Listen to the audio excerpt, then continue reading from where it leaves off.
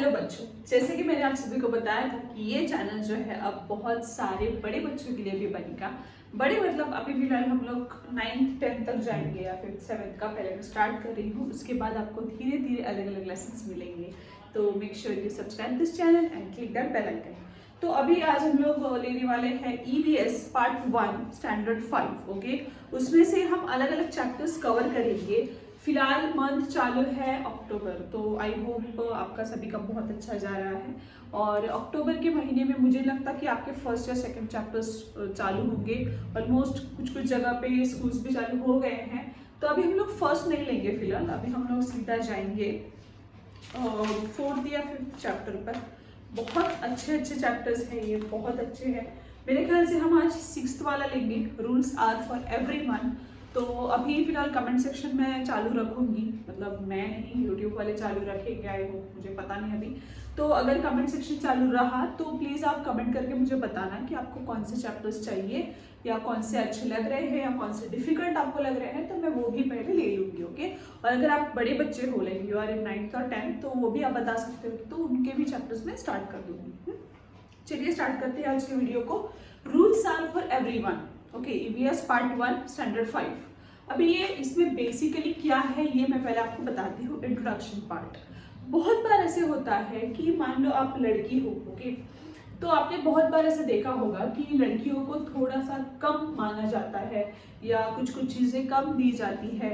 फिलहाल तो बहुत ज़्यादा ये सारी चीज़ें नहीं रही है शहरों जैसों में, अभी भी है पर उतनी ज़्यादा नहीं जितनी पहले थी। मतलब पहले अगर लड़की भी होती थी तो फिर बहुत प्रॉब्लम्स होती थी, अभी उतनी नहीं है। अभी बहुत ज़्यादा जागरूक हो गए हैं हर एक पेरेंट, पर फिर भी आज भी वो चीज़ है। ओके, कम होना मतलब पूरा मिट जाना ऐसा नहीं होता है, तो है।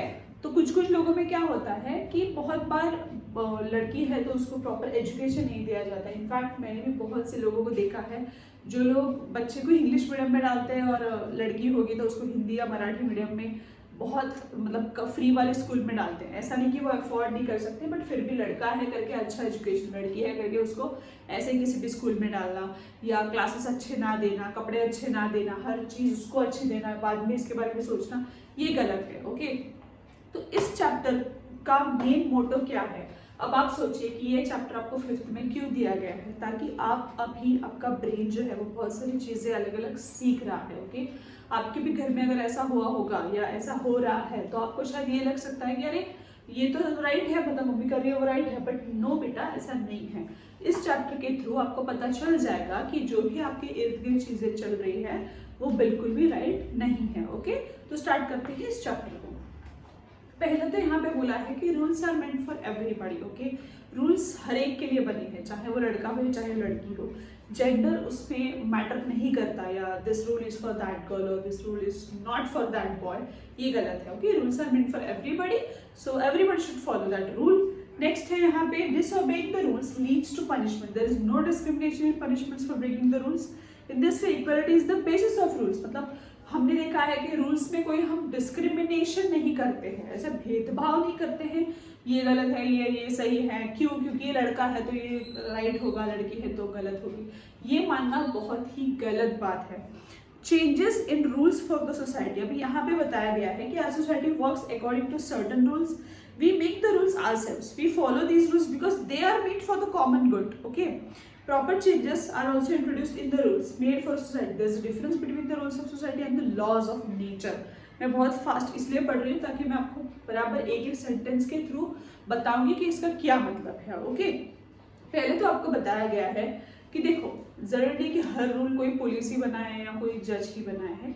बहुत बार हमारी सोसाइटी ने कुछ रूल्स बनाए होते हैं, हमारे मम्मी या पापा ने कोई रूल्स बनाए होते हैं। जैसे मान लो झूठ बोलना गलत है या चोरी करना गलत है, या आपको किसी से उल्टा बात नहीं करना चाहिए, बड़ों का सम्मान करना चाहिए। ये सारी बातें कोई पुलिस आपको आके नहीं बताता है, ये सारी बातें हमारे मम्मी या पापा हमको सिखाते हैं। ओके, तो ये सारी चीज़ें जो है ये हमारे अच्छे के लिए है, ये नहीं कि ये सिखा रहे मतलब ये गलत है या झूठ है, ऐसा कुछ भी नहीं है, ये हमारे लिए सही बातें हैं। तो आपको इन सबको फॉलो करना है।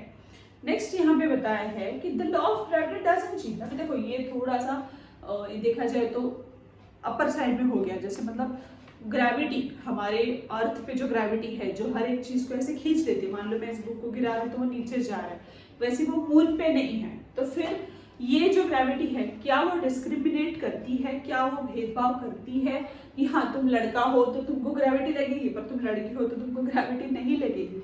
नहीं ना। क्या सूरज अपनी रोशनी में भेदभाव करता है कि नहीं ये गरीब है तो इसको मैं रोशनी कम दूंगा, या अमीर है तो इसको मैं रोशनी ज्यादा दूंगा, या ये लड़की है तो इसको मैं रोशनी कम दूंगा, लड़का है तो ज्यादा दूंगा? बिल्कुल नहीं। तो अगर वो सब लोग नहीं कर रहे हैं तो हम क्यों कर रहे हैं? ओके, किसी के भी हाथ में नहीं होता ये कि लड़का होगा या लड़की होगा, और अगर हो गई है तो हम उसको ऐसा बर्ताव करके क्या दिखाना चाहते हैं, राइट? तो प्लीज अगर आपके भी आसपास ऐसी चीजें हो रही है तो आपको आवाज उठाना है। अगर आपके साथ भी हो रही है तब भी आपको आवाज उठाना है। चुप रहना गलत बात है। ऐसा कहा जाता है अन्याय करने वालों में से भी ज्यादा अन्याय सहने वाला दुखी भी होता है और गलत भी। ओके, नेक्स्ट अभी देखो एक ही एग्जाम्पल देखते हैं हम लोग। कैन यू टेल, अभी इसमें एग्जाम्पल दिया गया है कि नोट डाउन योर ओपिनियन। अभी आपके ओपिनियंस कुछ पूछे हैं कि प्राइमरी एजुकेशन जो है बॉयज एंड गर्ल्स के बारे में क्या आपको क्या लगता है उसके बारे में, या बैन ऑन चाइल्ड लेबर, 14 साल के कम बच्चों के लिए लेबर मतलब काम करना गलत बात है, उनको कोई जॉब पे नहीं ले सकता वगैरह वगैरह। ओके, अलग अलग। अभी इसके आगे हम देखेंगे कि यहाँ पे 2 पिक्चर्स दिखाए गए हैं, मैं यहाँ का आगे जोड़ दूंगी। उसमें दिखाया गया है कि एक जो साहूकार है, ठीक है, तो वो साहूकार मतलब कौन? Money lender. गांव में ऐसे बहुत होता है कि जिनके पास पैसे नहीं होते वो कोई बैंक से लोन वगैरह नहीं लेते, साहूकार से लोन लेते हैं और बदले में उनको कुछ इंटरेस्ट, मतलब मान लो मैंने 1000 रुपये उनसे ली, ओके, तो 1000 के बदले वो मुझे कुछ जो उनको कुछ मान लो 1200 रुपये वापस करने हैं, 1500 रुपये वापस करने हैं, जो भी है, जैसा भी इंटरेस्ट वो लगाते हैं। बैंक से तो ज्यादा ही होता है पर होता है। ओके, तो वो कह रहा है गरीब आदमी कि I have return all your money, how can I still पे डेट? वो बोल रहा है कि मैंने तो तुम्हारे आपके सारे पैसे वापस कर दिए फिर भी मैं कर्जदार कैसे हूँ? दूसरा एक है यहाँ पे औरत बोल रही है कि मैम साहब मैं तो आपकी हर काम करती हूँ तो फिर भी आप मुझे कम पैसे इतने क्यों देते हो? मेरा काम तो उतने पैसों से वाला है ही नहीं।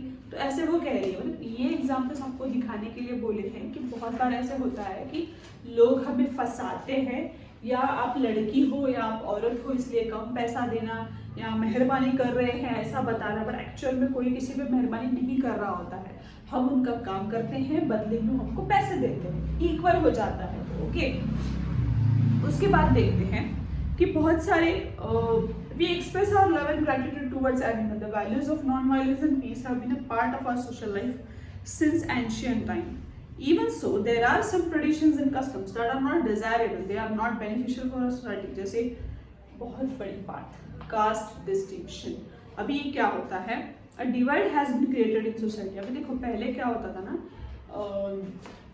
पहले कैसा होता था, अगर आप उच्च जाति के हो, अगर आप अपर कास्ट के हो तो आपको बहुत सम्मान मिलता था, और अगर आप निचली जाति के हो या आपकी कास्ट जो है वो थोड़ी सी कम है या जो भी है, मैं तो ये सब नहीं मानती, तो उसमें अगर आप फॉल करते हो, उस कैटेगरी में अगर आप फॉल करते हो तो आपको वो लोग कम दर्जा देते थे, आपको ऐसे छूते भी नहीं थे। ओके, तो वो जो ट्रेडिशन चलता आ रहा था उनके बच्चे भी वैसे ही कर रहे थे, मतलब उनको बताया गया था कि अरे नहीं ये कम जात वाला है, इसको तुम हाथ मत लगाना, ये बहुत ऐसे होते हैं। तो ये सब चलते आ रहा है। अभी हम लोग फ्रेंड बनाते वक्त क्या ये पूछते हैं क्या कि क्या तुम्हारी कास्ट कौन सी है? हाँ, अपर कास्ट है तो ही मैं तुमसे फ्रेंड बनूंगा, ऐसा नहीं करते हम।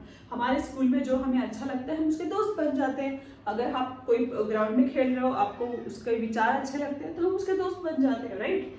तो ये जो कास्ट डिस्टिंक्शन है आज भी ऐसे बहुत सारे हैं। भले हम दोस्ती में ये सब नहीं देखते, पर बहुत बार हम नेबर के साथ अलग बिहेव करते हैं जस्ट बिकॉज वो अलग कास्ट के है, या हम बहुत बार ऐसे बिहेव करते हैं, किससे झगड़ा हो गया मान लो तो हम उसके कास्ट के ऊपर बोलते हैं। एक्चुअल में ऐसा नहीं बोलना चाहिए। ओके, कोई अपनी कास्ट डिसाइड करके नहीं आता है।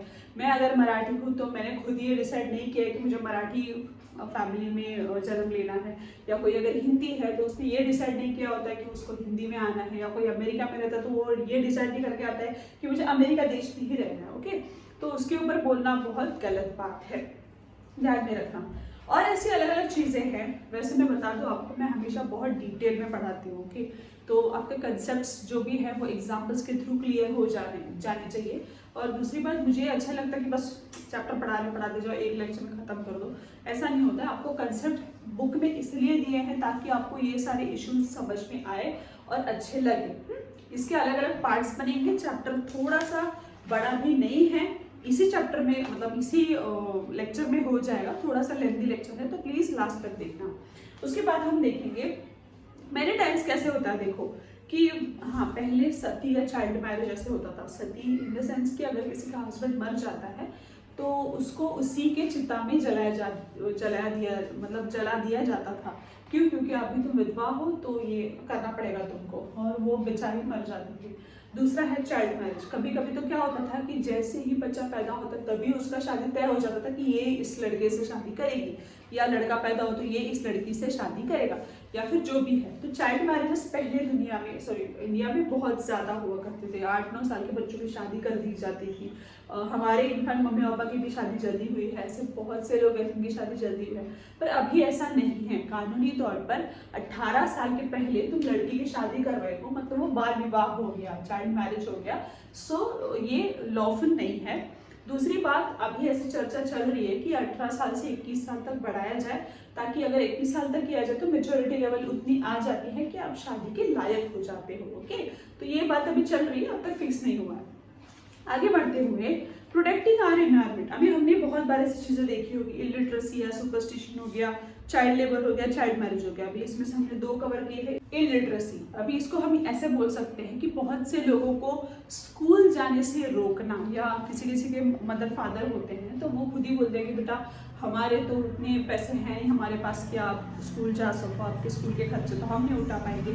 इसलिए गवर्नमेंट ने फ्री स्कूल चालू कर दिए, जहाँ पे ऐसे जो अफोर्ड कर नहीं सकते उन बच्चों के लिए आप फ्री स्कूल में उनको डाल सकते हो। वहाँ पे फ्री बुक्स मिलते हैं, सब कुछ फ्री होता है, कपड़े तक भी फ्री मिलते हैं।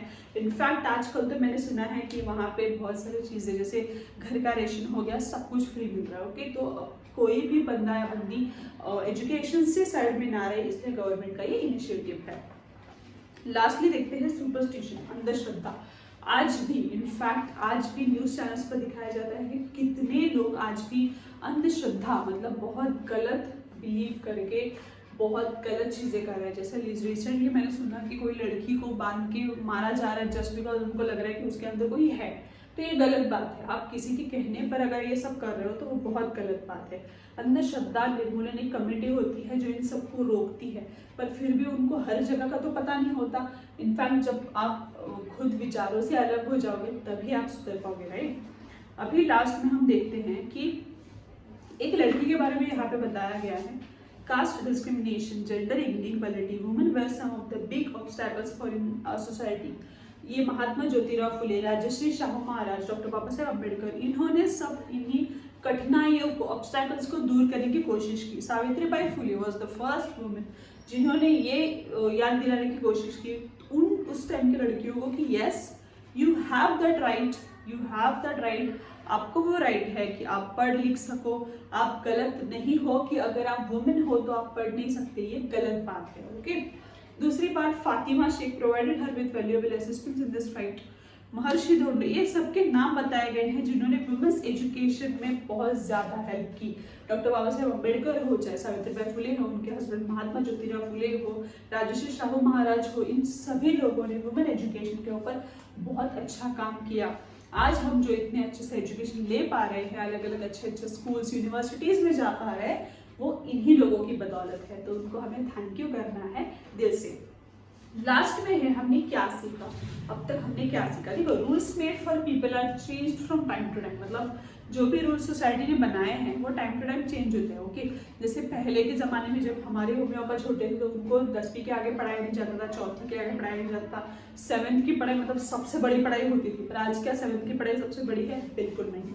दूसरी बात, rules in the older days were in the form of religious traditions and social customs. अभी रूल्स जो ओल्डर डेज में थे, पहले के जमाने में थे, तब वो बहुत से जात पात के ऊपर रहते थे या रिलीजन के ऊपर रहते थे कि हाँ अगर ये हमारे धर्म में लिखा है या ये हमारे खानदान करते हैं तो आपको यही करना चाहिए। तो ये सब गलत बात है। तीसरी बात, last, laws are made to combat inhuman and undesirable traditions and customs. अभी इसमें ये बताया गया है आपको कि आपको हमेशा से ही लॉज जो बनाए हैं वो एक इनह्यूमन और अनडिजायरेबल ट्रेडिशन और कस्टम्स को ख़त्म करने के लिए बनाए हैं। मतलब ऐसे लोग जो गलत कर रहे हैं, ऐसे लोग जो ट्रेडिशंस गलत ला रहे हैं, परंपराएं गलत फैला रहे हैं, अफवाह फैला रहे हैं, कुछ भी बता रहे हैं, तो उनको रोकने के लिए लॉज बनाए गए हैं। ओके, तो आई होप आपको ये चैप्टर समझ में आया है। बहुत अच्छा चैप्टर है। मैं प्लीज़ आपसे दरख्वास्त करूँगी, जो कोई भी आप इस वीडियो को देख रहे हो, प्लीज़ लड़कियों को कम मत समझो या उनको कम कुछ मत दो। जितना आप लड़कों से प्यार करते हो उतना ही लड़कियों से भी प्यार करो। Both are equal. प्लीज़ उनको अच्छे से ट्रीट करो। इसी के साथ मैं आपसे मिलूंगी अगले चैप्टर में। आई होप आपको ये वीडियो अच्छा लगे। अगर अच्छा लगे तो प्लीज़ लाइक करना, शेयर करना अपने दोस्तों के साथ जिनको ये चैप्टर आपको पढ़ाना था, और प्लीज़ सब्सक्राइब करना इस चैनल को। जल्दी हमारे 200 सब्सक्राइबर्स होने वाले हैं। Thank you so much for watching this video. Thank you.